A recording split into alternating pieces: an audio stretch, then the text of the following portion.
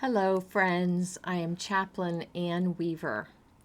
This weekend, I faced a dilemma when my husband and I were riding on the D&L Trail adjacent to the Lehigh River. We were finishing a long bike ride. We had just the right amount of food and water. The weather was perfect. There were no snakes or bears to be found. So what else could possibly cause me a dilemma? Well, we were 4 miles from the finish line when we saw a passenger train from Jim Thorpe coming toward us on the train track that runs parallel to the bike path. No problem, there's room for both of us. But then a strange thing happened. The train came to a complete stop right beside us, and then reversed direction and headed backwards to Jim Thorpe. That would have been fine with us, but the engineer had to apply the brakes to keep the train from picking up too much speed as it was heading backwards downhill to Jim Thorpe. The high-pitched screech was horrendous. I already struggle with ringing in my ears, and I could not handle this barrage of noise. I had a decision to make. I could stop riding my bike and wait for the train to get out of earshot and then start riding again. Or I could ride my bike as fast as I possibly could to outpace the train.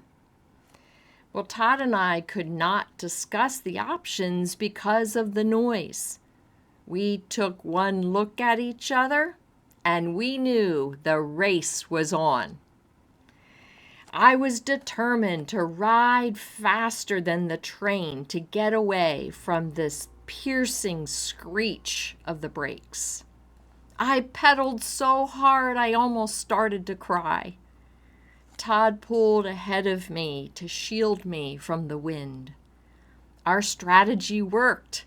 We got ahead of this shrill noise, and the passengers on the train cheered us on like we were in the Tour de France. Except, sprinting for 4 miles is no longer in my ability. I couldn't keep it up. At one point, Todd placed his hand on my back to give me a little extra push, but we nearly crashed, so we abandoned that plan. I looked at him with defeat. We stopped biking, and we let the train pass us by. I covered my ears to muffle that brake noise. We sipped some water, wiped our sweat, and when the train was out of sight and earshot, we pedaled slowly to the finish line, about a mile down the trail. Part of me felt so foolish for even trying to outpace a train, but part of me was glad that I gave it all that I had. In the days since then, I've wondered whether there is a deeper meaning to this life experience. I thought about you who work diligently to get your spoon to your mouth with dignity. You who learn how to ride a scooter when your legs won't take you to the places you wish to go. You who join a line dance class and are often 2 steps behind everybody else. You who accept adaptations to your home to maintain independence. You who press on, lean in, and push hard toward your goals. I believe there is a time to do what is hard and to be persistent. And there are times to say that racing a train on your bike is not realistic anymore. You who surrender the keys to your car. You who turn your garden patch over to someone else. You who decide to stop treatments. And you who sign on to hospice. I believe there is also a time to accept that the challenge is too big or the change is irreversible.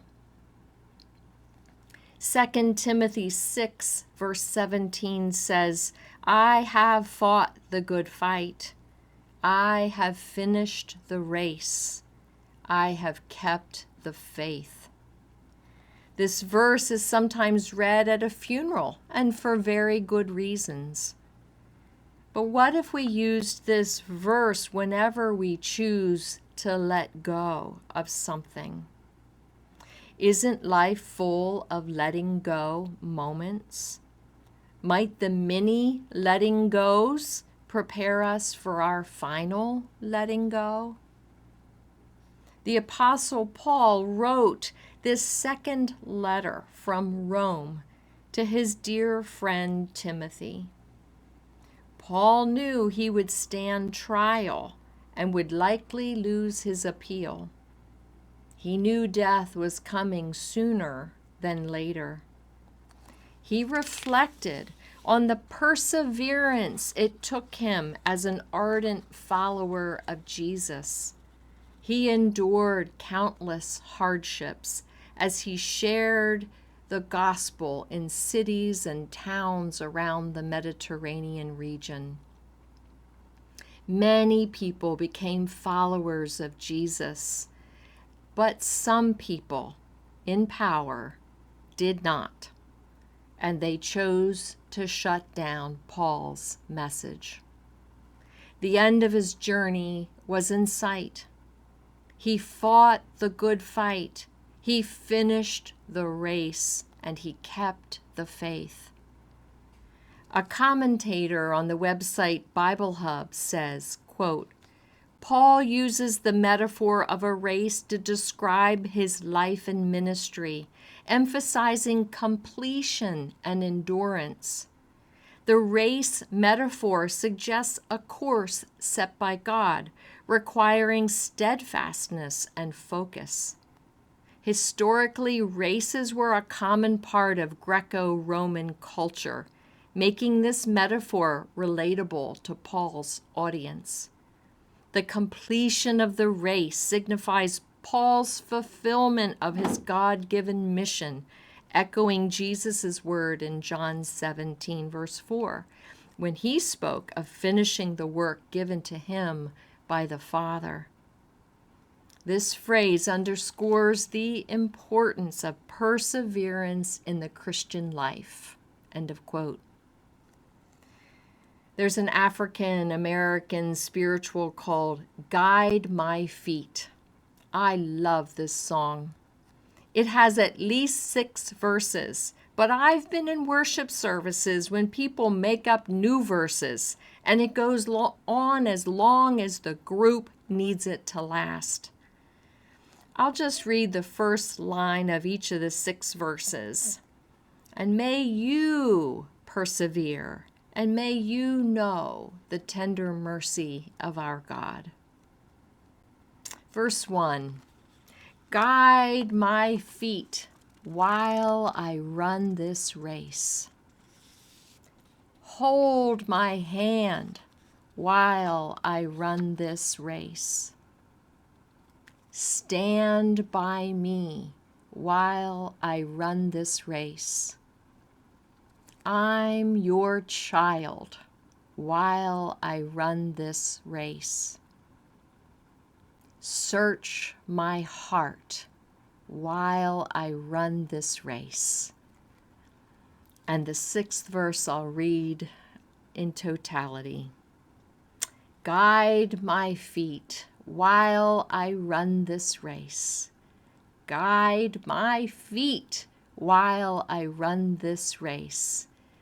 Guide my feet while I run this race, for I don't want to run this race in vain.